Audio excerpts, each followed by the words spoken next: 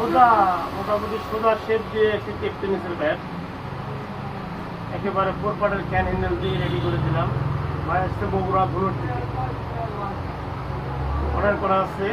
8 তারিখে ডেলিভারির কথা ছিল, দিতে পারি নাই। তো ভাই নিজে চলে আসছে যে আমি নিজে কারখানায় যাই নিব। উনি নিজে চলে আসছে সকালে, তো ব্যাগটি বানিয়ে দিলাম। এগুলো দেখা দেখতে পাচ্ছে। এখন বলেন কেমন হচ্ছে?